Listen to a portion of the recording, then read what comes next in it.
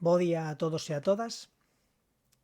Nesta presentación imos continuar falando de aspectos da prevención de riscos no laboratorio de control de alimentos. Os contidos que vamos ir desgranando son os produtos de risco no laboratorio, os equipos de protección individual, os EPIs, a protección nos casos de emerxencia, as normas xerais de seguridade, as normas xerais de hixiene, eliminación de residuos e como actuar en caso de accidente. O primeiro que temos que falar é respecto á normativa.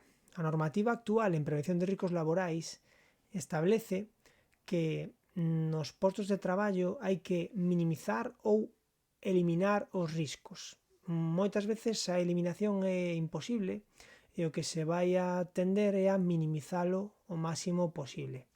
Mais ou menos a intervención é como se pode ver nesta diapositiva.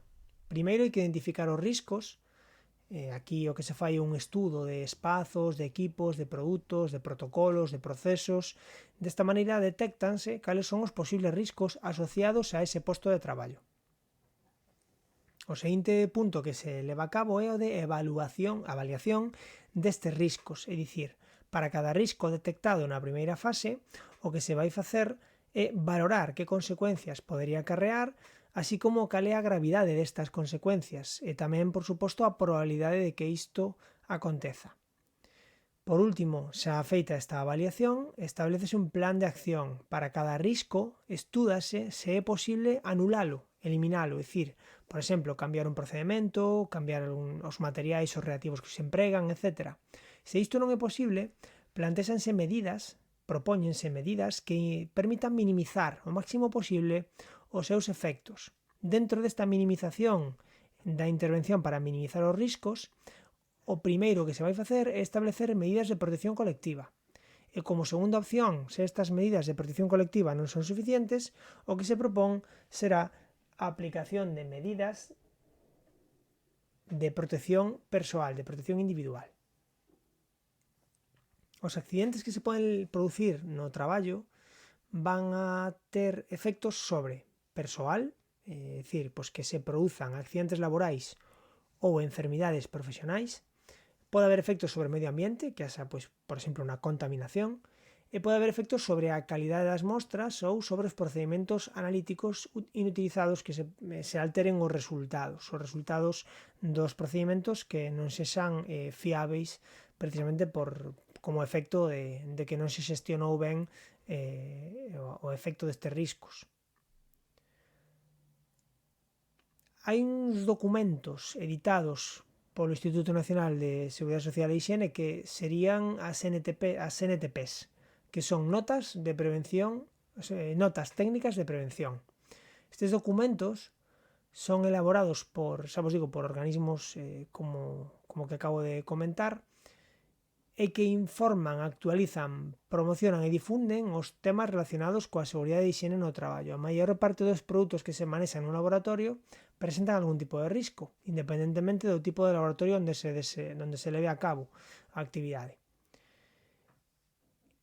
Moitos destes produtos ou moitos destes procedimentos contan con notas técnicas de prevención que amplían a información xeral sobre prevención de riscos, digamos, de alguna maneira concretándoa para a utilización de ese procedimento, de esa técnica ou para a utilización de ese tipo de materiais ou produtos perigosos. Sempre que se realiza algún tipo de procedimento nun laboratorio, é moi importante consultar, revisar se existe editada, publicada, alguna nota técnica de prevención que aporte máis información sobre como realizar ese traballo de maneira máis segura.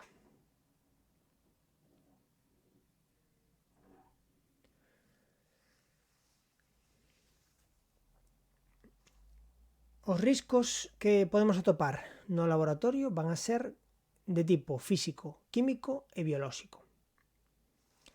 A normativa vixente, a Lei de Prevención de Riscos Laborais, establece como risco laboral a posibilidade de que un traballador sufra un determinado dano derivado do seu traballo. E define como prevención o conxunto de actividades ou medidas que se adoptan ou que están previstas en todas as fases da actividade da empresa co fin de evitar ou diminuir os riscos derivados do traballo. Volvemos outra vez aquí a ese concepto de o que se pretende é eliminar os riscos e, en caso de que isto non sexa posible, diminuílos o máximo posible. Na maioría dos casos non vai ser posible eliminar o 100% os riscos, estaremos traballando sempre con un control de aplicar procedimentos e aplicar utilización de materiais e de equipos para diminuir o máximo posible estes riscos. Tamén na normativa tamén se establece unha diferenciación que pode ser interesante, que é entre accidente e incidente. Defínese accidente como un acontecimento non desexado que se produce de forma repentina e que ocasiona danos, ben sexan a nivel persoal ou en instalacións ou maquinaria e instrumentos.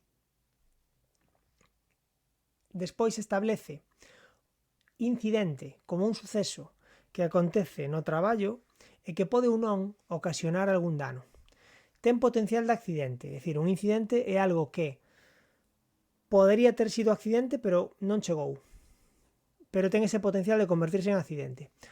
Pode tomarse ou debe tomarse como unha oportunidade para identificar cal foi o erro que levou a ese incidente e así tratar de controlar ou establecer medidas correctivas, actuacións correctivas que permitan controlar cal foi o problema que levou a ese incidente e desta maneira evitamos que se chegue a producir un accidente que si xa producirá danos ben persoais ou ben a instalacións e maquinaria. Un documento moi interesante que vale a pena consultar ou coñecer é o Manual de Seguridade dese laboratorio. É un documento no que se identifican os riscos coñecidos e que potencialmente poden chegar a producir problemas, accidentes.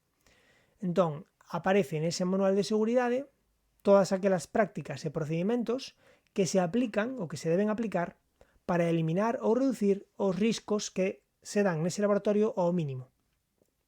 O contido deste Manual de Seguridade inclúe moitísimos epígrafes e moitos apartados, pero quizá os máis importantes están aquí recollidos. Normas de seguridade, se existe alguna NTP, en nota técnica de prevención, os EPIs que se teñen que utilizar, cales son as normas medioambientais que hai que aplicar, cales son as normas ergonómicas, porque falamos tamén de que hai un risco ergonómico no traballo, o plan de emerxencias e accidentes, os primeiros auxilios que se teñen que aplicar nos accidentes máis frecuentes ou máis probables no traballo, neste laboratorio, cales son os incidentes e accidentes que aconteceron rexistrados nos últimos anos. É moi importante isto porque sempre que acontece algún incidente ou algún accidente, rexistralo adecuadamente tomando a información pertinente para ese accidente é algo fundamental para establecer medidas de corrección e evitar que volvan a acontecer estes problemas. Tamén ten que haber instruccións de almacenamento e correcto de utilización de produtos químicos e outro apartado tamén podería ser o de xestión de residuos, que tamén é unha parte moi importante e que está moi relacionada coa prevención de riscos.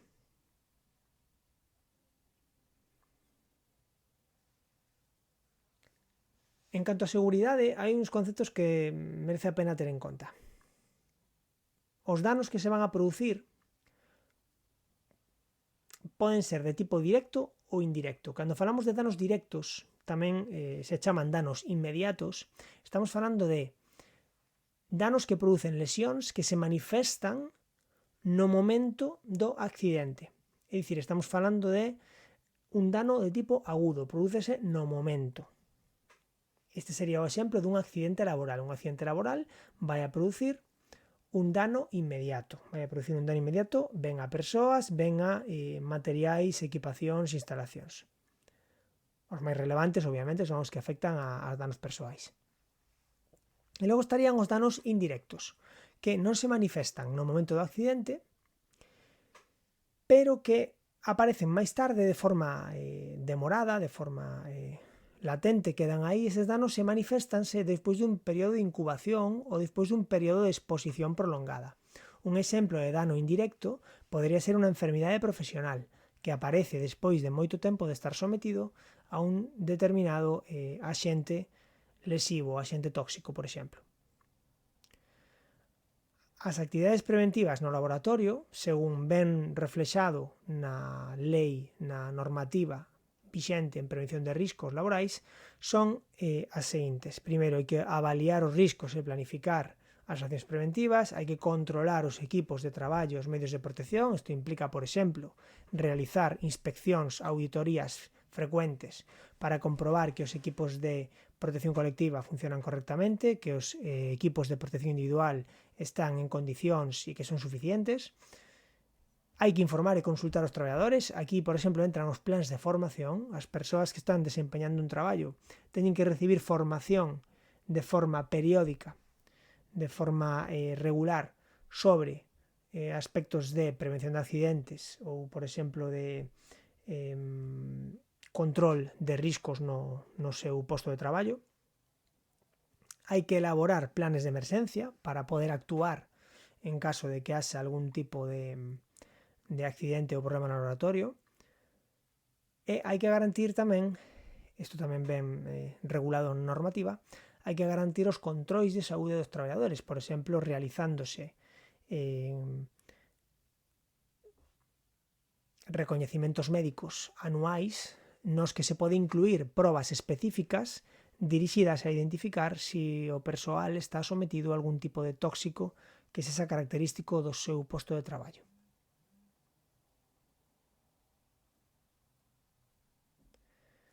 Algúns conceptos que convén comentar acerca da seguridade no laboratorio. En canto a equipamento e medidas de seguridade, podemos mencionar algunhas das seguintes, que son das máis importantes. Saídas de emerxencia ben sinalizadas, ten que haber alo menos 2 vías de saída. Cando hai, por exemplo, un incendio, sería interesante que pudera haber máis dunha vía de saída, porque se unha está bloqueada, pois poder utilizar outra. Que haxa suficientes lavamanos para poder realizar unha boa hixiene de mans. Zonas de ducha e lavabo ocular, os equipos de protección colectiva deben estar sempre dispoñibles a non máis de 10 segundos e 30 metros de cada área de traballo. Os lavaderos de acero inoxidable ou resina epoxi resistentes a axentes. Ten que haber sistemas automáticos de detección de incendios, por exemplo, detectores de fume, e ten que haber mantas ignífugas e extintores de incendios ben sinalizados e accesibles en todas as áreas de traballo. As paredes, os teitos e os pisos deben ser lisos, impermeables a líquidos e resistentes a axentes químicos e desinfectantes. Os chans deben de ser antideslizantes.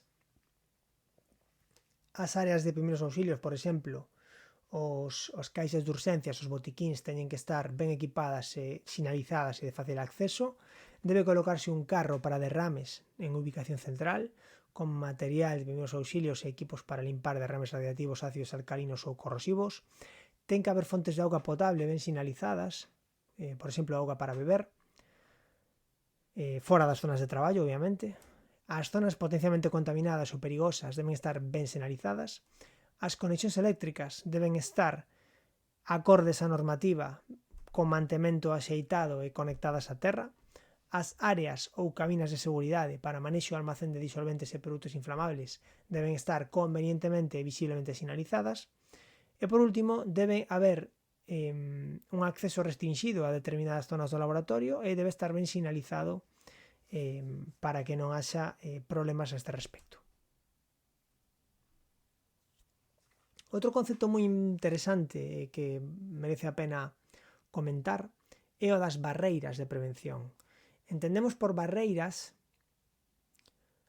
aqueles elementos que se van a utilizar para acotar un risco ata o punto de eliminalo ou, se isto non é posible, minimizalo. Entón, os diferentes tipos de actuacións e de materiais que se van a utilizar como barreira pódense clasificar en 3 niveis. Primeiro estarían as barreiras de tipo primario. As barreiras de tipo primario son aquelas que se establecen en torno á orixe do risco.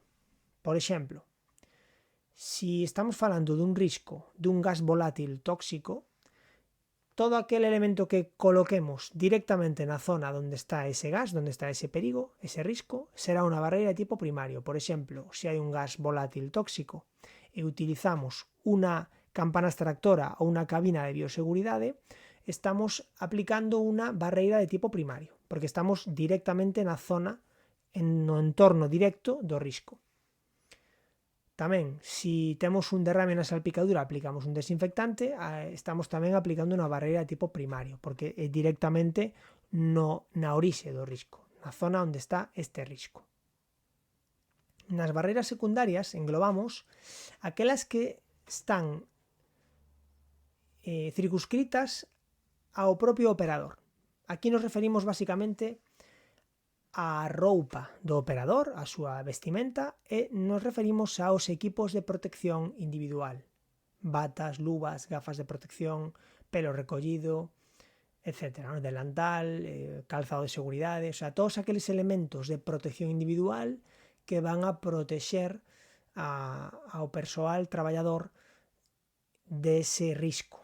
Entón, é o que clasificamos como barreira de tipo secundario. Tamén nesta barreira de tipo secundario incluímos a inmunización, a vacinación do persoal cando este traballa con patóxenos que puderan ser cos que pudera entrar en contacto e enfermar.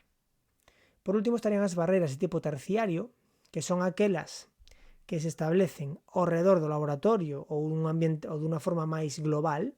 Aquí entraríamos, por exemplo, introduciríamos neste nivel aspectos como o control de residuos, a restricción de accesos a determinadas zonas do laboratorio ou incluso algunos elementos de protección colectiva, como podería ser unha ventilación xeral do laboratorio, que serían como unha barreira de tipo terciario, non sería directamente no risco, nin sería circunscrita ao operador, sino que sería algo máis global, ou que incluso afectaría a elementos externos ao laboratorio.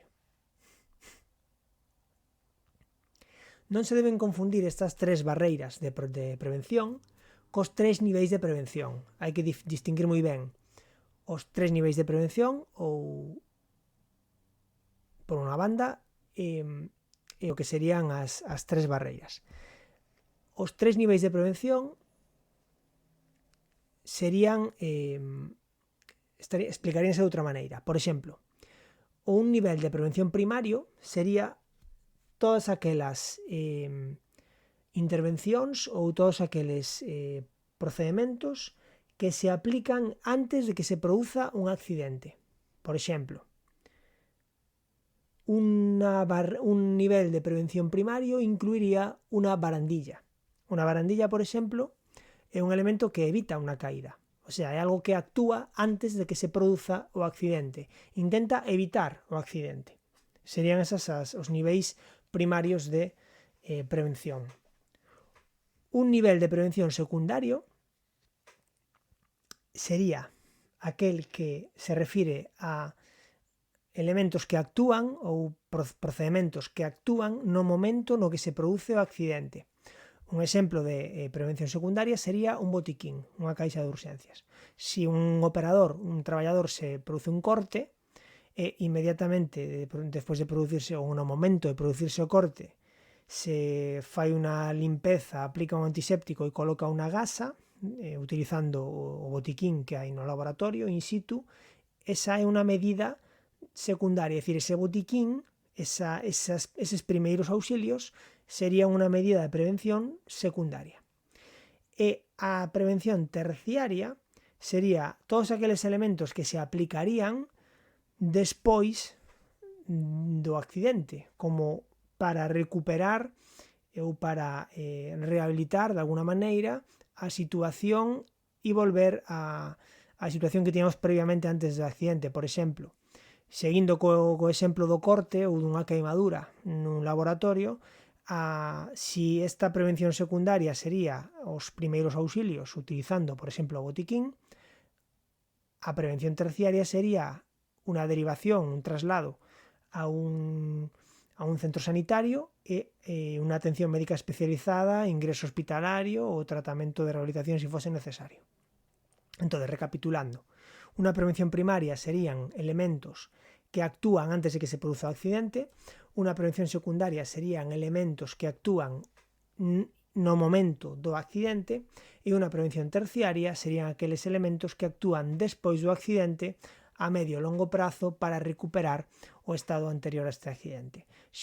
Quizá unha forma de entender isto ben será leválo a un accidente de tráfico.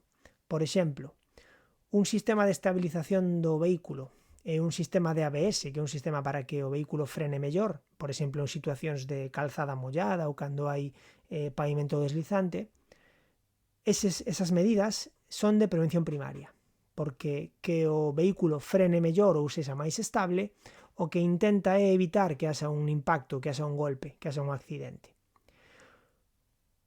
O cinturón de seguridade e o airbag serían medidas de prevención secundaria, porque van a actuar exclusivamente cando se produce o impacto. Cando hai un accidente, hai un golpe, o cinturón de seguridade bloquea aos ocupantes do vehículo e as bolsas de airbag evitan que se produzan golpes coas diferentes zonas do vehículo e tratar de que sexan menos lesivos, ¿no?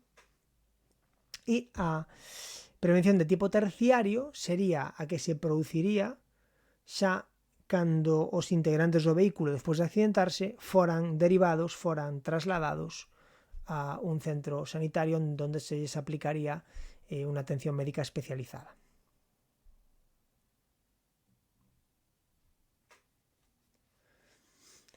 Nesta diapositiva se fai referencia a algunos riscos de tipo físico que imos ver agora, pero tamén a unhas notas técnicas de prevención que falan de aspectos xerais de deseño do laboratorio. Evidentemente non hai que coñecer en profundidade esas notas técnicas de prevención, pero sí saber que existen, que algúns elementos de prevención de riscos comezan xa desde o propio deseño do laboratorio.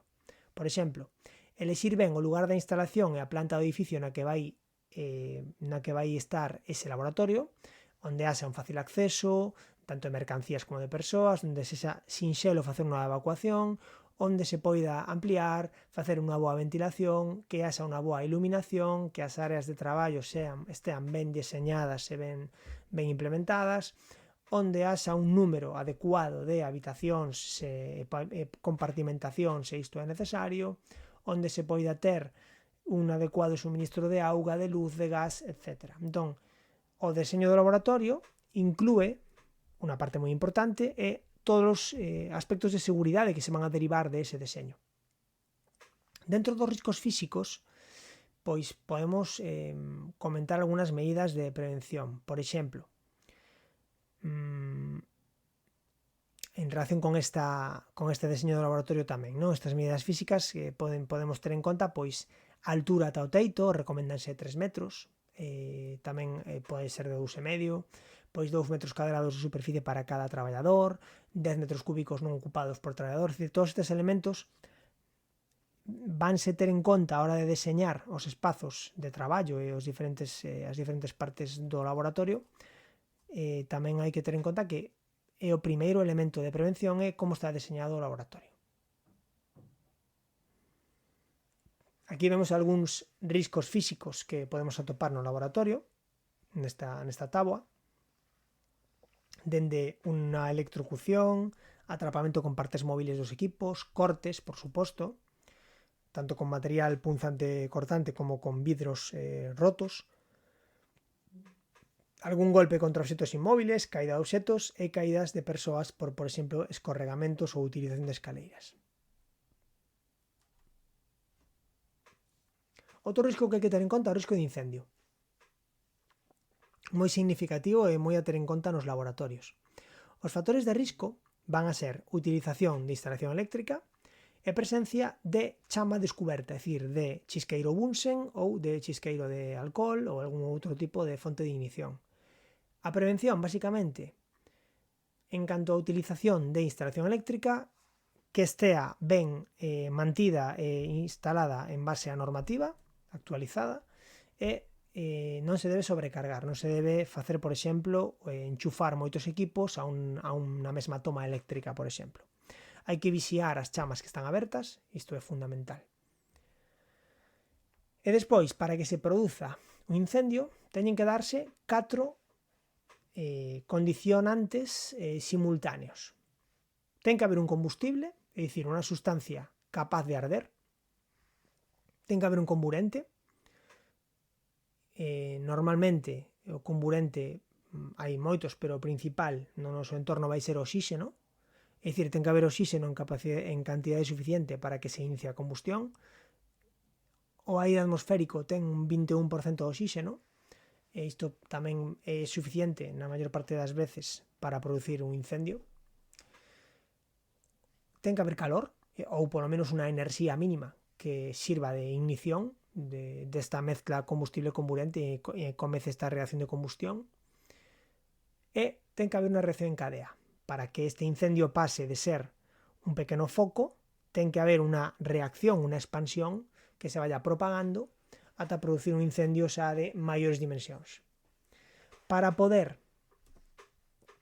controlar o risco de incendio hai que eliminar alo menos un destes 4 factores. Ou ben eliminamos o combustible, ou sofocamos e eliminamos o comburente, enfriamos ou eliminamos o calor, esta fonte de ignición, ou se inhibe a reacción en cadea. Entón, isto, todas as medidas preventivas para evitar os incendios baséanse na eliminación de un ou varios destes 4 aspectos que, de condicións que se teñen que dar para que se produza un incendio.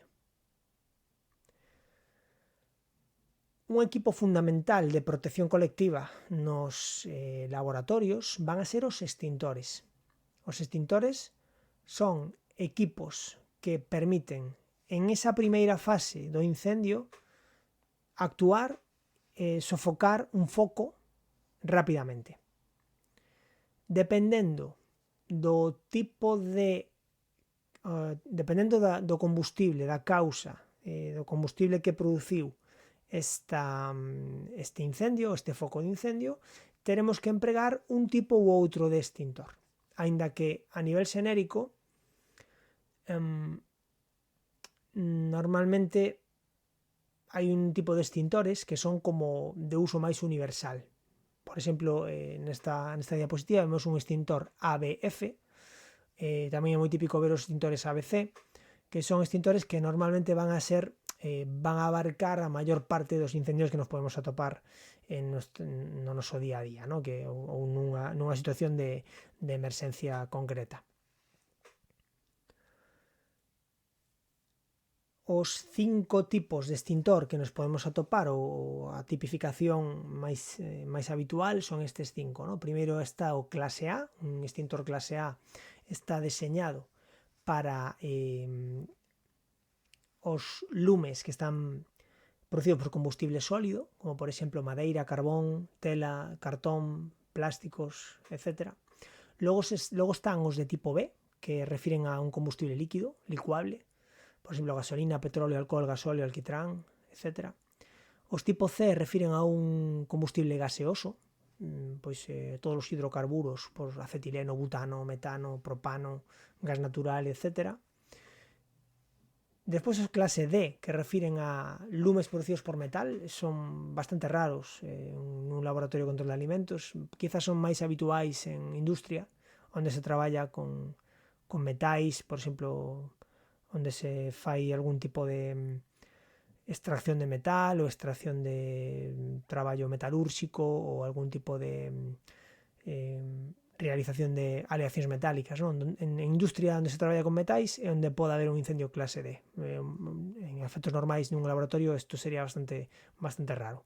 E por último un clase F, que son aqueles lumes derivados, o que sería un extintor deseñado para sofocar lumes producidos por elementos típicos na cociña, como por exemplo aceites, grasas vegetais ou animais, como pode ser o lume que se pode dar nunha tixola con aceite.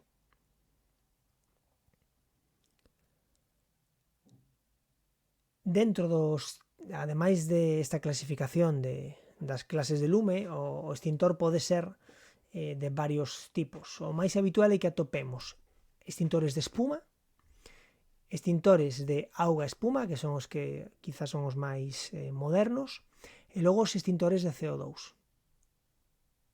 O máis habitual, o que atopamos con máis frecuencia nos laboratorios, é o extintor de CO2, pero tamén é bastante frecuente atoparse con extintores de auga-espuma.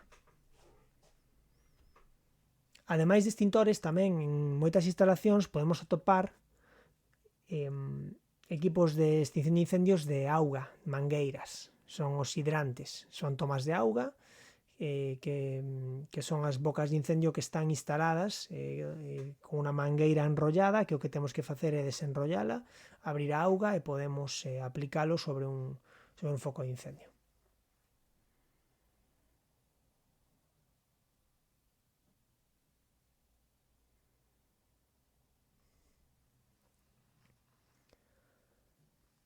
Outro risco que nos podemos atopar no laboratorio sería os riscos asociados a determinados aparatos, a determinados equipamentos que se poden utilizar frecuentemente no laboratorio. O máis importante aquí, cando se utiliza un equipo destas características, é seguir escrupulosamente as recomendacións do fabricante, especialmente aquelas que van destinadas a un uso seguro do equipo. Tamén hai que formarse, hai que realizar programas de mantemento e formación que se sean adecuados para utilizar eses equipos. Tamén, en caso de que existan, hai que seguir escrupulosamente os procedimentos normalizados de traballo e as instruccións que haxa establecidas para o uso desos equipos. E por último, hai que ter moito cuidado cando os equipos teñen alta tensión ou están utilizados conectados á electricidade. Hai que asegurarse de que a instalación eléctrica do laboratorio está ben mantida, ben realizada e acorde á normativa. Nesta táboa podemos ver algúns dos riscos asociados a equipos de uso habitual en laboratorio, como por exemplo o uso de baños quentes, outros dispositivos de calefacción, os baños termostáticos, o uso de estufas, o uso de botellas, extraccións de gases, o uso de centrífugas e o uso de pipetas de vidro. Como podemos ver, os riscos asociados a cada un destes equipos son bastante lóxicos e forman parte do coñecer estes riscos, é algo fundamental para aprender a utilizar estes equipos. Outro risco que non se debe minusvalorar é o risco ergonómico. A ergonomía defínese como aquela ciencia que se ocupa da adaptación das características do traballo ás persoas que o realizan, para que este traballo se poida realizar nas mellores condicións, coa maior seguridade e tamén, por suposto, coa maior eficiencia posible. Os factores de risco que poden afectar a nivel ergonómico son, por exemplo, a temperatura, que afecta ao confort térmico, a iluminación, que pode dar lugar a fatiga visual, a deterioro da visión das persoas e a errores no traballo. O ruido en principio pode ser tamén un elemento a ter en conta, entraría dentro máis ben dos riscos de tipo físico. As vibracións tamén entrarían no risco físico. O deseño do posto, acerca do cal hai notas técnicas de prevención editadas como a 550, a 551, tamén é un elemento ter en conta en respecto do risco ergonómico. A manipulación manual de cargas, como ben establecido en normativa, sempre que se manipula unha carga de 3 kilos ou superior, se considera que hai un risco potencial de producirse lesión dorsolumbar, lesión na columna vertebral. A calidade do aire tamén, a nivel de produtos químicos e produtos biolóxicos, tamén é algo que hai que ter en conta. Posturas mantidas, fundamental a nivel ergonómico. Hai o mantemento continuado dunha mesma postura, sen cambiar sobre todo con un posto de traballo mal adaptado, é algo que nos pode producir lesión ao longo do tempo. Por isto tamén se recomenda ir alternando o traballo de pé con traballo sentado e, por suposto, ter ben adaptadas as zonas de traballo ás dimensións e ás características do traballo que está realizando. Os traballos repetitivos tamén poden ser lesivos a nivel ergonómico e a acción preventiva é rotar ou evitar este tipo de traballos, non realizar toda a xornada laboral unha mesma tarefa repetitiva, sino que o que se pretende, por exemplo, rotar o persoal para que non se estea facendo sempre o mesmo. As pantallas de visualización de datos tamén son un elemento que pode chegar a producir trastorno musculoesquelético. Hai que ter en conta tamén a calidade destas pantallas, a nitidez, a súa iluminación, etc. Como podemos ver, dentro dos riscos ergonómicos hai unha gran familia de situacións, unha gran variedade de situacións que nos poden chegar a lesionar e que hai que ter en conta. Aquí vemos algúns exemplos de correccións ergonómicas. Por exemplo, unha persoa que traballa sentada, pois podemos ver os niveis de adaptación que poda haber no posto de traballo, no material que utiliza, a selección das áreas de traballo e os niveis de alcance tamén hai que telo en conta. Os traballos cando se traballa de pé, pois depende de si se realiza un traballo pesado, un traballo lixeiro, un traballo de precisión, pois o nivel de altura da mesa pois ten que ser diferente. Para isto pode resultar moi interesante mesas regulables en altura, cando se realizan diferentes tipos de traballo. E despois tamén dispoñer de taburetes ou zonas de apoio de pé para traballar simultaneamente ou traballar consecutivamente, pois primeiro de pé, despois sentado, ir cambiando as posicións, algo que pode ser un factor de protección para evitar. E por último, o que sería a manipulación de cargas, pois que sempre ten que realizarse, pois como podemos ver nesta diapositiva, pois coa espalda en posición neutra, sin producir unha flexión e moito menos flexión e rotación, que sería moito máis lesiva, a carga sempre pegada ao tronco, próximo ao noso centro de gravidade, e que a carga debe levantarse coas pernas, facendo forza coa musculatura das pernas e non coa musculatura da espalda, que é máis fácil que se produza lesión.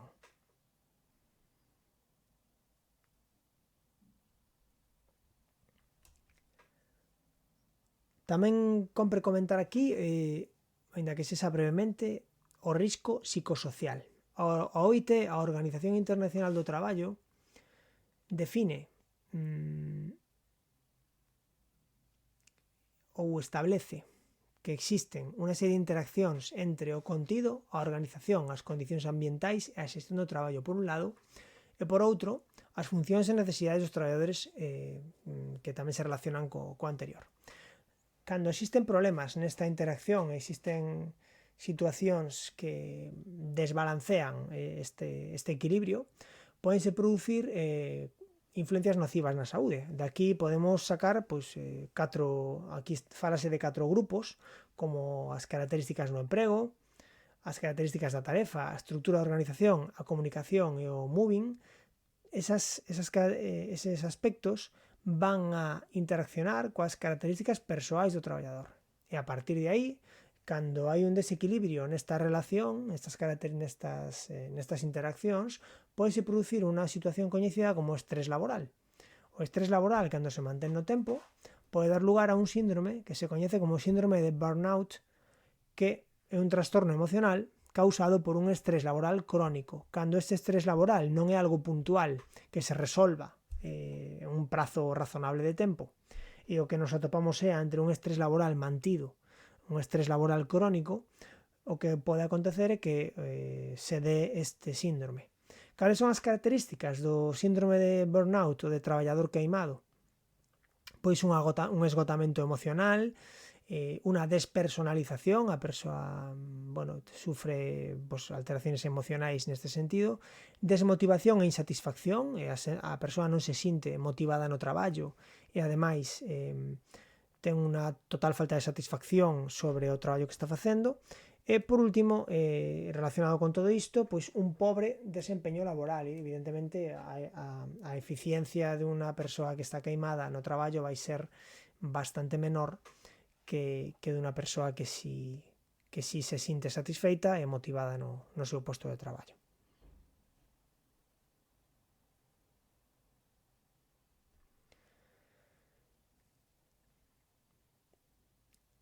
En canto aos riscos químicos, moi importantes no laboratorio, pois vamos a falar un pouquiño de desenvolver o que sería a etiqueta de seguridade e as fichas de seguridade. Entón, dentro do etiquetado de seguridade temos o regulamento CLP. O regulamento CLP, que é o que refire ao reglamento CE número 1272/2008 da Comunidade Europea. Este acrónimo CLP refírese a clasificación, etiquetaxe e empaquetado de produtos químicos. Entón, esta normativa europea que se promulga no ano 2008 materialízase nunha normativa que entra en vigor no Estado español no ano 2017.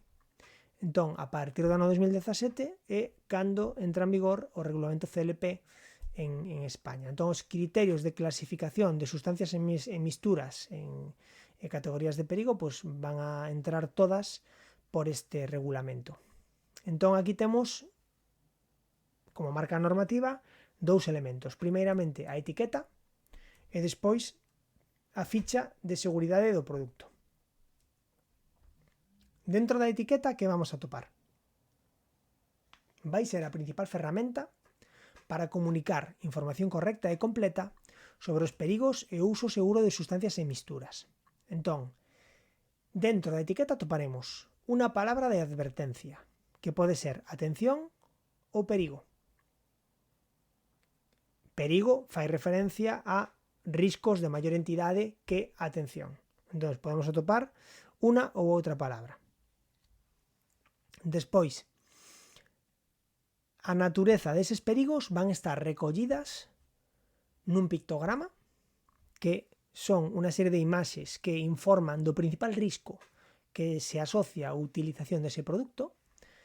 E tamén temos as frases H. Estas frases H van a identificar de maneira textual, un pouco máis extendida, cales son os perigos asociados á utilización de esa sustancia.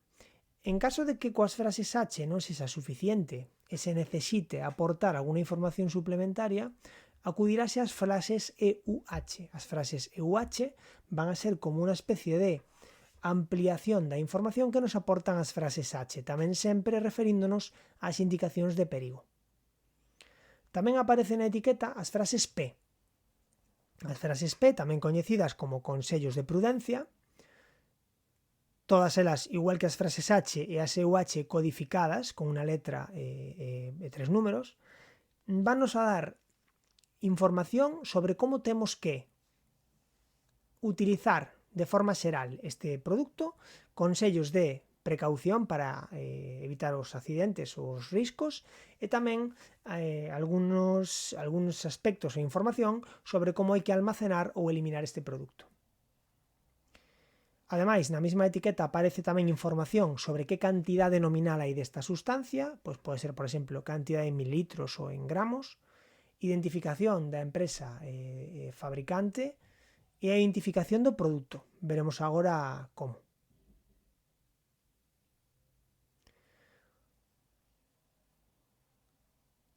Este regulamento CLP e a normativa europea promulgada no 2008 da que mencionaba anteriormente teñen a súa orixe nun sistema que se coñece como Sistema Globalmente Armonizado, GHS ou SGA en inglés.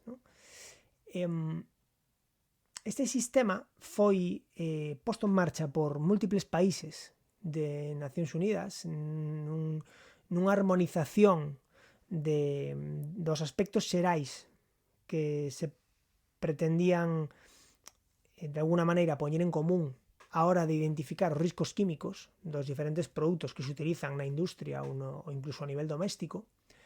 E a partir de ese sistema globalmente armonizado é co que se realizou toda esta normativa CLP que actualmente sustenta a legislación que temos no Estado español para identificar os produtos químicos e os riscos que van asociados ás precaucións que se deben aplicar no seu uso, na súa utilización. Entón, unha das principais cousas que veñen deste sistema globalmente armonizado e que logo se transpoñen ou directamente se extrapolan ao sistema CLP, ao regulamento CLP, son estes 9 pictogramas de perigo que podemos ver aquí.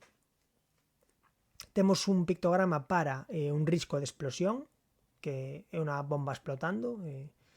Temos un pictograma para produtos inflamables, un pictograma para produtos comburentes, outro para produtos que están introducidos en bombonas de gas, para corrosión, para produtos que producen queimaduras en pel ou destruen materiais, un pictograma de tóxico, que refire a sustancias que son potencialmente mortais ou que incluso en pequenas cantidades e con exposición breve poden producir moito dano á saúde de forma aguda, de forma inmediatamente despois da exposición. Logo temos outro pictograma que é o signo de exclamación, que refire a irritación ou danos agudos na saúde, pero de un grado moito menor que o pictograma de tóxico. Un exemplo podría ser irritación cutánea ou irritación ocular, por exemplo. Despois temos un pictograma para perigos demorados ou canceríxeno, por exemplo, perigos que aparecen na saúde pero de forma demorada, de forma a longo prazo, non? Poden producir efectos moi graves sobre a saúde a longo prazo. Perigo para a saúde a longo prazo. Esa é a diferenza entre este pictograma e o pictograma de tóxico. E por último temos o pictograma de dano para o medio ambiente, que indica que este produto tóxico para os organismos acuáticos, efectos nocivos a longo prazo ou incluso para o ecosistema. Os pictogramas que se utilizaban anteriormente a este sistema, a este regulamento CLP, son os que podemos ver abaixo nesta diapositiva e que teñan un fondo de cor laranxa, de cor butano. Entón, como podemos ver, non sempre hai unha traslación directa entre os pictogramas que había antes e os que hai agora. Si en algunha ocasión atopamos un produto químico moi antigo, moi probablemente podería estar xa caducado se ten un pictograma destas características, pero puidera ser que non, pois temos que ter en conta que a traslación non sempre é directa. Estes eran os pictogramas que se utilizaban co sistema que se extinguiu xa dende o ano 2017 que entrou en vigor o regulamento CLP, que é o que está actualmente vixente.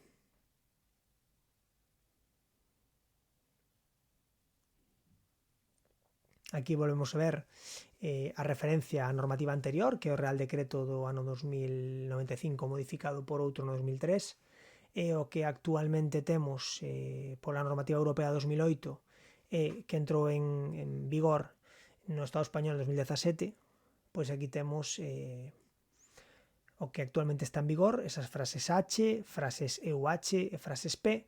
Antigamente chamábanse frases R e frases S. Pois agora eso evidentemente está extinto, agora estaríamos con regulamento novo. Aquí temos un exemplo de como sería unha etiqueta actual, co identificación do produto, pictogramas de perigo, unha palabra de advertencia, cales son os principais perigos en frases H e incluso unha frase EUH suplementaria.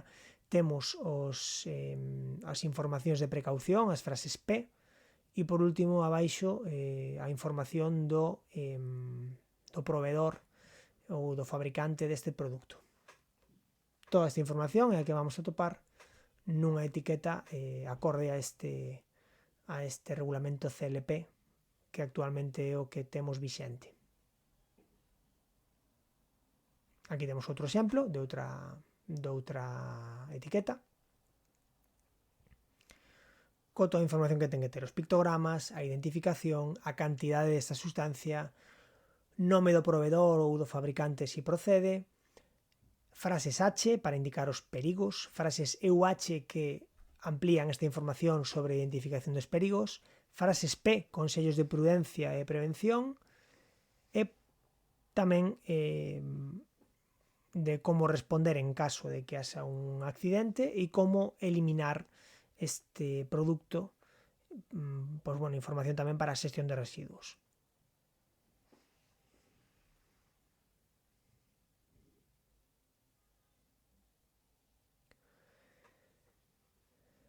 Este regulamento CLP establece que, ademais da etiqueta, que é moi importante e que estará sempre disponible no recipiente do produto químico, tamén cada produto ten que levar, ten que ter asociada unha ficha de datos de seguridade, unha ficha técnica de datos de seguridade, na que o fabricante proporciona toda a información completa sobre a sustancia e a mestura para que poda empregarse de forma segura no lugar de traballo. Entón, os epígrafes, as seccións, os apartados que van a ter que vai a ter esta ficha de seguridade son os que vemos aquí, estos 16 apartados.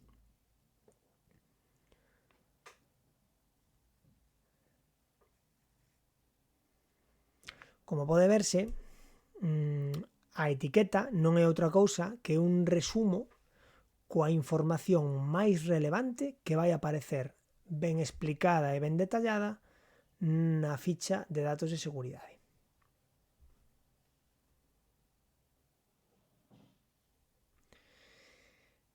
En canto aos riscos químicos, a exposición a un axente químico sempre se vai a producir a través dunha vía de ingreso, a través dunha vía de exposición a ese químico. As 4 vías polas que un axente químico pode penetrar no organismo e producir un efecto nocivo ou un efecto tóxico, van a ser estas 4. Unha vía aérea, se o tóxico é volátil e penetra a través da respiración. A vía digestiva, se o tóxico entra a través da vía digestiva, neste caso vai ser algo moi pouco probable, está asociado a malas prácticas normalmente. Pode ser a vía dérmica ou cutáneo mucosa, si se produce un contacto da sustancia química coa pel ou coas mucosas da persoa. Hai que decir que a pel lesionada, por exemplo, con feridas, ten menor resistencia á penetración dos tóxicos para esta vía dérmica. E por último, a vía parenteral, que vai a ser a través de feridas ou a través de inoculación. Por exemplo, cando se produce un pinchazo, un corte, con un obxecto cortante punzante. O tóxico que penetra por esta vía entra directamente ao sangue e non hai barreiras que lle impidan acceder. Tendo en conta estas 4 vías de ingreso dos tóxicos dentro do corpo, do organismo, hai que ter en conta tamén cales son os límites de exposición profesional que se poden dar. É dicir, cando se analizan os efectos dun químico sobre o organismo, establecense os límites mínimos de seguridade. Hai uns límites que son como os máximos aceptables de ese tóxico nun ambiente de traballo e van a estar moi determinados. Por exemplo, para cada tóxico temos unos límites de exposición profesional que están reflexados na ficha de datos de seguridade, como veíamos anteriormente. Cales son estes límites de exposición profesional? Pois basicamente son 2. Primeiro temos un valor límite ambiental ou VLA e temos un valor límite biolóxico. O valor límite ambiental é aquel valor límite de referencia que este tóxico pode alcanzar de forma máxima na zona de respiración do traballador. Falamos de un valor límite no ambiente aéreo onde está a persoa traballando. Entón, si se fai na medición para identificar cal é o nivel dun tóxico na zona onde está traballando unha persoa, ese valor ten que ser inferior ao valor límite ambiental e en caso de que non sexa así, hai que introducir elementos de corrección. Por exemplo, sistemas de ventilación, extracción, cabinas de protección biolóxica ou que se xa menester. Dentro destes valores de límite ambiental, distinguimos entre 2. Un é o VLA-ED, que se refire ao máximo nivel de concentración dun tóxico para unha xornada de 8 horas. E tamén está o VLA-EC, que sería o mesmo, pero en vez de medir para 8 horas, mídese para períodos curtos, de 15 minutos na xornada. Incluso, para algúns químicos especialmente tóxicos, se toman como referencia períodos menores de 15 minutos. Despois estaría o valor límite biolóxico, que son aqueles valores de referencia para os indicadores biolóxicos asociados á exposición global aos agentes químicos. Por exemplo, isto faise medindo a presencia do tóxico en determinadas mostras biolóxicas da persoa que está traballando con ese químico. Por exemplo, un análise en sangue, un análise en orina, en aire expirado, etc. O control biolóxico complementa o valor límite ambiental, este valor límite biolóxico complementa o valor límite ambiental e ademais ten un valor engadido e que sirve para comprobar se os equipos de protección, tanto individuais como colectivos, especialmente os individuais, están funcionando.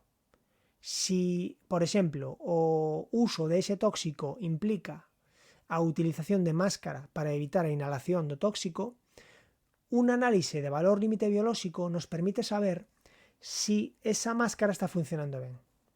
Por lo tanto, o valor límite biolóxico complementa o valor límite ambiental e ademais nos permite determinar se os equipos de protección, fundamentalmente os individuais, están funcionando para evitar que ese tóxico ingrese no organismo do persoal que está traballando con el. En canto á exposición a agentes químicos, seguimos co risco químico. Pois podemos clasificar estes agentes químicos en función do dano que fan, por exemplo, se é un agente corrosivo, se é un agente irritativo, se é neumoconiótico, se produce asfixia, se é sensibilizante, se produce danos a longo prazo de tipo canceríxeno, mutáxeno, teratóxeno, se é de tipo sistémico. Tamén podemos clasificalos en función do efecto dos danos, se son danos locais, se son danos máis xerais, se son danos agudos ou crónicos, se falamos de danos reversibles ou irreversibles, se falamos de danos acumulativos ou de non acumulativos, ou se son danos dose dependientes, que dependen da dose. Por último, tamén podemos clasificalos en función da exposición combinada, é dicir, se hai efectos independentes que cada tóxico produce mecanismos e efectos diferentes ou se un efecto combinado de dous tóxicos pode producir un efecto maior ou incluso menor do que se produciría por separado.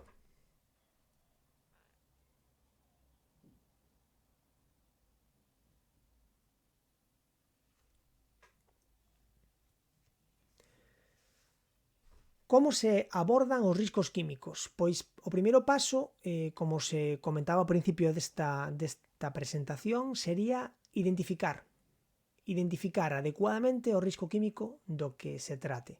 Un segundo paso é avaliar cal é o nivel deste risco e cal é o seu potencial perigo para o traballo. E o terceiro paso sería adoptar medidas de acción preventiva que permitan minimizar este risco ao mínimo posible ou eventualmente a eliminalo por completo.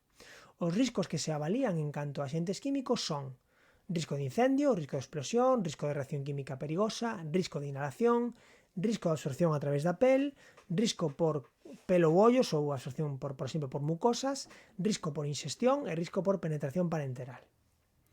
O plan de acción para previr estes riscos químicos van a ser de eliminación, por exemplo, aquí podría ser, se o procedimento e o traballo o permite, substituir este produto químico tóxico por outro produto químico que non fose tóxico ou non tan perigoso. Ou reducir os riscos, por exemplo, en caso de non poder eliminalos, reducilos ao mínimo posible a través das seguintes medidas. Medidas de prevención colectiva ou medidas de protección individual, os EPIs.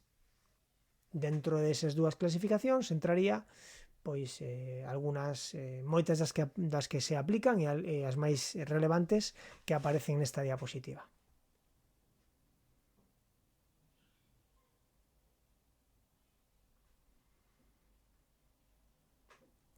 Os principais equipos de protección individual que me gustaría comentar chamar a atención sobre eles son de utilización típica nos laboratorios. Van ser os óculos, as gafas, luvas, mascarillas e bata.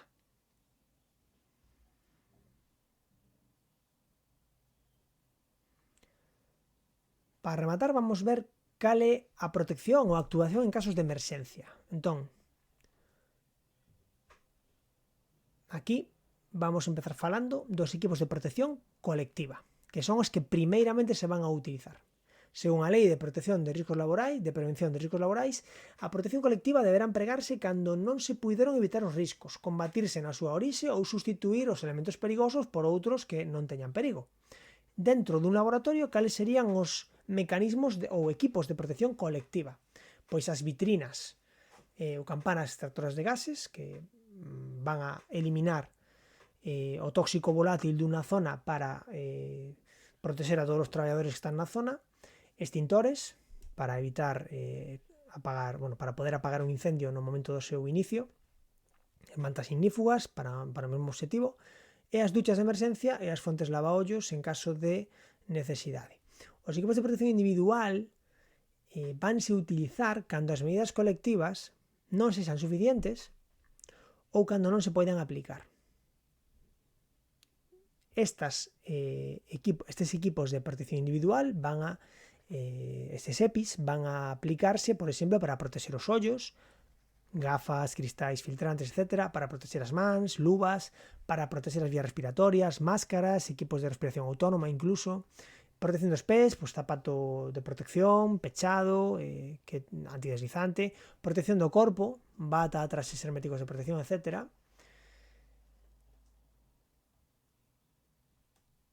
E as normas xerais de seguridade no laboratorio son múltiples e moi amplias, pero aquí simplemente vamos comentar unhas cantas que son as máis habituais. Primeiro, coñecer os protocolos e os produtos cos que se traballa para coñecer os riscos. Nunca se debe comprobar a temperatura dun baño termostático coa man. Tratar todos os produtos biolóxicos como se fosen infecciosos, esa norma é fundamental. Non quentar nunca directamente recipientes de vidro á chama directamente, hai que empregar equipos adecuados de difusión para poder quentar de forma máis homoxénea. Debemos colocar sempre boca arriba as tapas dos reactivos e pechalos o antes posible. Debemos seguir as normas de incompatibilidade a hora de colocar os produtos. Aquí na dereita podemos ver unha pequena táboa onde aparecen os diferentes riscos asociados aos produtos e como se poden ou non combinar a hora de almacenalos. Por exemplo, como podemos ver, a categoría de un produto sempre se permite o almacenamento con produtos da súa mesma categoría, é dicir, un produto explosivo pode almacenarse con outro produto explosivo, pero non se pode almacenar, por exemplo, con un produto corrosivo. Ou un produto comburente nunca se podería almacenar con un produto inflamable. Precisamente son dous produtos que deberían ir separados sempre. Entón, aquí temos varios exemplos, pero como norma xeral, para colocar os produtos debe facerse sempre cando teñen a mesma perigosidade. Cada produto debe ir coa súa familia, os tóxicos cos tóxicos, os inflamables cos inflamables, os corrosivos cos corrosivos, etc. Esa é a norma xeral. Despois, a maiores, pode haber algún tipo de compatibilidade fora desta norma xeral que está recollida nesta táboa. Sempre que se remata unha tarefa hai que recoller todos os materiais, todos os reactivos e almacenar todo no seu lugar adecuado e ser todo recollido e limpo. Deben empregarse as vitrinas ou campanas extractoras cando se manipulan produtos volátiles que sexan ácidos, corrosivos, irritantes, tóxicos, etc. Deben engadirse sempre nos procesos de misturado. Cando se mistura auga e ácido, sempre temos que verter ácido sobre auga e nunca ao revés, porque desta maneira se evita que haxa unha reacción exotérmica moi rápida e que se proxecte, que haxa unha salpicadura desa auga que entra en ebullición e salta e nos pode salpicar partes do corpo ou a roupa. Debe facerse lentamente o trasvase de líquidos de un recipiente a outro e hai que empregar un funil, sempre que isto sexa posible.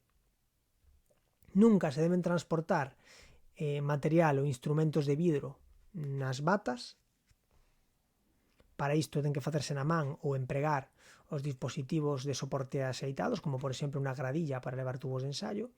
Deben eliminarse selectivamente con unha adecuada xestión de residuos os materiais que se desbotan, e debe coñecerse a ubicación concreta dos elementos de protección en caso de emerxencia. Isto é moi importante tamén. En canto a hixiene, comento rapidamente unhas cantas medidas que son de prevención xeral no laboratorio. Lavarse as mans ben ao entrar e saír, ou sempre que se produza contacto con algún produto químico. Debe utilizarse xabón e toallas dun só uso, mellor papel para secar as mans, papel desbotable. Debe utilizarse xabón líquido con dispensador, non pastilla, que é moito máis antixiénica. Debe empregarse sempre luvas e gafas de seguridade por sistema, pero especialmente cando se traballe con material que se pudera proxectar ou perigoso. Está totalmente prohibido inxerir alimentos e bebidas no laboratorio. Nunca se debe pipetear coa boca, hai que empregar aspiradores ou prepipetas adecuadas a esa tarefa. Nunca se debe tocar nin oler produtos químicos utilizados. Sempre hai que retirar, nunca se deben deixar obxetos persoais na mesa de traballo. Nunca se deben guardar alimentos ou bebidas nos refrigeradores do laboratorio. Nunca deben retirarse os colgantes, piercings ou calquer outro obxecto que pudera caer na zona de traballo, que pudera engancharse. E do mesmo xeito, non se deben utilizar lentes de contacto pola perigosidade que terían en caso de que se proxectara algún produto sobre os ollos. Deben utilizarse óculos, gafas, por riba delas, gafas de seguridade. En canto á xestión de residuos, comentar que hai na lei 20/2011 de residuos e chans contaminados. Tamén hai un decreto a nivel autonómico do ano 2015 sobre a xestión de residuos sanitarios, por exemplo, e sobre a xestión de residuos xerais. O único que me gustaría chamar a atención aquí neste punto é sobre algunhas medidas básicas fundamentais que se deben aplicar. Por exemplo, as tres premisas que teñen que cumplirse é que hai que xerar a menor cantidade posible de residuos nun posto de traballo, pero por extensión nun laboratorio. Debe reciclarse a máxima cantidade posible de residuos e deben eliminarse de forma axeitada aqueles residuos que non son reciclables. Ben, en canto aos tipos de residuos que podemos atopar, e tamén veñen así recollidos na normativa, temos residuos asimilables a urbanos, residuos químicos e residuos biosanitarios. Evidentemente, os produtos que inclúe cada un deles van a ser diferentes, e a súa recollida, segregación e xestión posterior vai a ser diferente en cada caso. Cabe mencionar aquí un tipo de residuo especial e bastante significativo, que son os obxetos cortantes e punzantes, que deben ser introducidos en contenedores ríxidos, e tamén os restos biolóxicos deben pasar tamén por contedores ou por bolsas especiais, e deben logo ser inactivados mediante incineración ou esterilización autoclave antes de ser desbotados.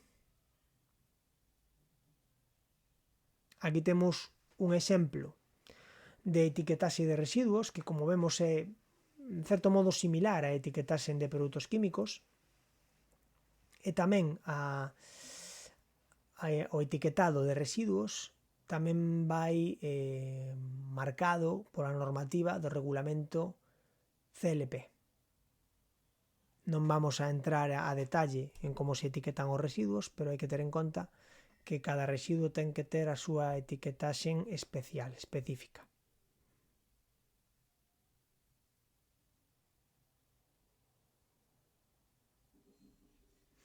As normas básicas de eliminación de residuos, pois algunhas vámolas comentar aquí. Tamén vemos que hai varias notas técnicas de prevención que refiren a eliminación de residuos. Non é necesario entrar a detalle nelas, pero sí saber que existen e que compre ter en conta que se hai alguna nota técnica de prevención editada sobre un tipo de residuo específico co que estamos traballando, hai que coñecer ben esa norma e aplicala nos protocolos de traballo. As garrafas para residuos perigosos, cando son líquidos, deben ser menores a 30 litros. Isto facilita o seu manexo e evita derrames accidentais.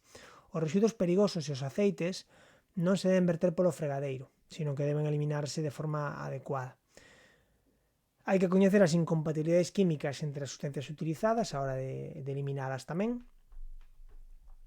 Os ácidos fortes, como ácido sulfúrico, son incompatibles co amoníaco e co hidróxido de sodio.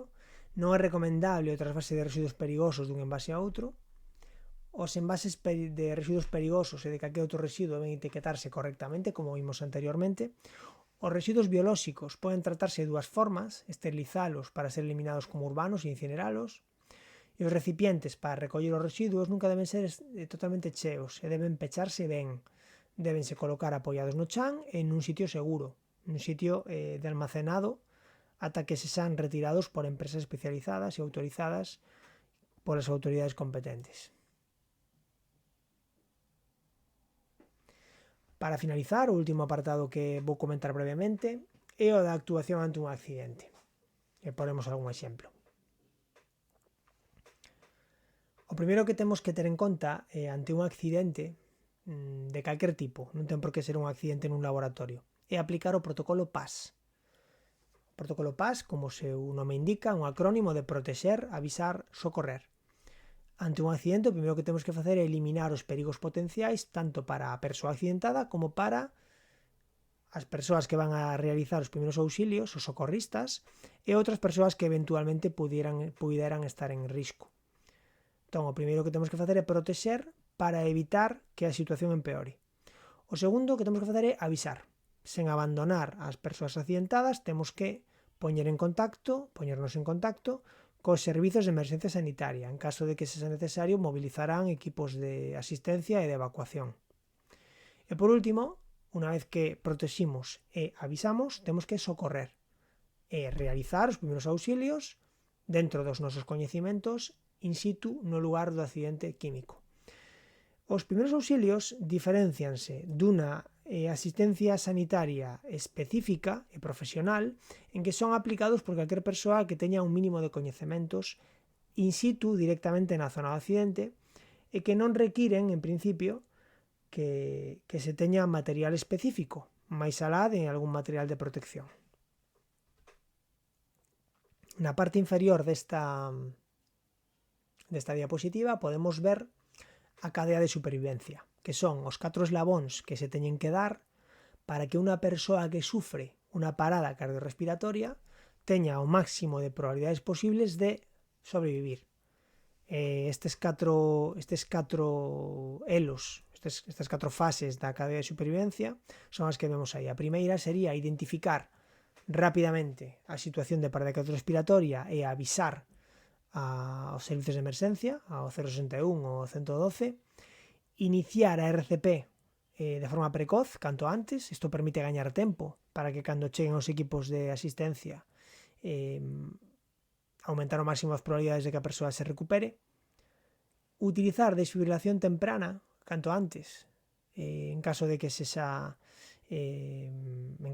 disponible. Por eso temos equipos de desfibrilación semiautomática en moitos lugares comuns, en moitos edificios, en polideportivos, en piscinas, en centros comerciais. En moitísimos lugares contamos con equipos de desfibrilación semiautomática para aplicar mentres que os equipos de emerxencia chegan ao lugar dos feitos. E por último, unha vez que xa a persoa é atendida por persoal especializado tamén a nivel hospitalario, o último elo desta cadea de supervivencia sería o de soporte vital avanzado e cuidados post-resucitación. Se se aplican estes 4 puntos, as probabilidades de que a persoa se recupere aumentan significativamente. Como se actuaría no caso de accidentes frecuentes no laboratorio de control de alimentos? Pois en caso dun accidente químico por contacto, unha salpicadura, un derrame, con ácido, un tóxico, algún produto carcinogénico, etc. Que hai que facer? Eliminar, sacar a roupa impregnada, realizar unha ducha ou lavado da zona afectada con abundante auga e solicitar, en caso de necesidade, axuda médica. Para lavar ollos e pel, empregamos sempre auga fría.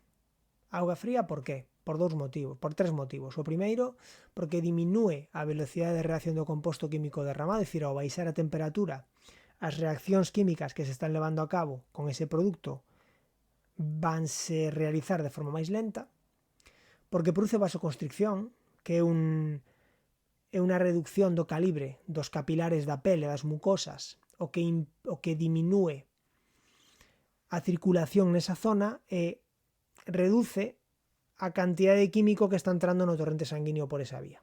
Ao chegar menos sangue á zona, o tóxico ten menos probabilidades de entrar no torrente sanguíneo, ou vai no facer a unha velocidade bastante menor. E por último, esa auga fría tamén pode reducir a dor en caso de que haxa dor, por exemplo, cunha queimadura química, vai doer, pois ese frío vai a dar un pouquiño de alivio, vai a reducir a dor. En caso de que teñamos un accidente químico por inhalación, pois o principal será socorrer e retirar o accidentado desa zona, protexer, antes disto haberá que protexer, a ser posible ventilar ben a zona, abrir ventanas e iniciar, antes de retirar esa persoa dese lugar, e iniciar as manobras de reanimación cardiopulmonar se fose necesario, ademais, por suposto, de avisar aos servizos de emerxencia. Nun accidente químico por inxestión, que vanse producir sempre por malas prácticas, pois hai pouco que se poida facer a nivel de primeiros auxilios, máis alá de contactar cos servizos de emerxencia e informar de cal foi o produto químico inxerido. Seguir as instruccións dos servizos de emerxencia e, en tal caso, acudir ao hospital, a un centro sanitario para tratar de facer un lavado gástrico ou as medidas que consideren necesarias. En caso dun derrame, porque se voltee un recipiente que conteña unha sustancia química, pois o primeiro que hai que facer é suspender a actividade que estaba realizando, hai que apagar todas as chamas do laboratorio, porque é posible que ese produto sexa inflamable e volátil e pode producir un incendio, unha explosión. Se se producen gases que poidan afectar a nivel respiratorio, hai que abrir ben as anelas do laboratorio e utilizar mascarillas e evacuar a zona se é necesario, poñerse roupa protectora e luvas, utilizar papel absorbente en caso de necesidade, se hai vidros por unha rotura, recoller os cristais con pinzas e con moito cuidado para non producirse cortes. Se o derrame foi dun ácido dunha base forte, é posible que sexa necesario utilizar un neutralizante. En caso de metais pesados, pois poden utilizarse absorbentes, como por exemplo area ou serrín. Se hai residuos biolóxicos, é mellor utilizar alguna sustancia desinfectante forte, como por exemplo lixivia, hipoclorito sódico. E en caso de líquidos inflamables, pois hai que utilizar elementos específicos para a súa recollida, como carbón activo ou terra de diatomeas. En caso de líquidos non inflamables, que non son nin corrosivos nin tóxicos, pódense limpar de maneira normal con serrín e logo barrer ou con papel absorbente.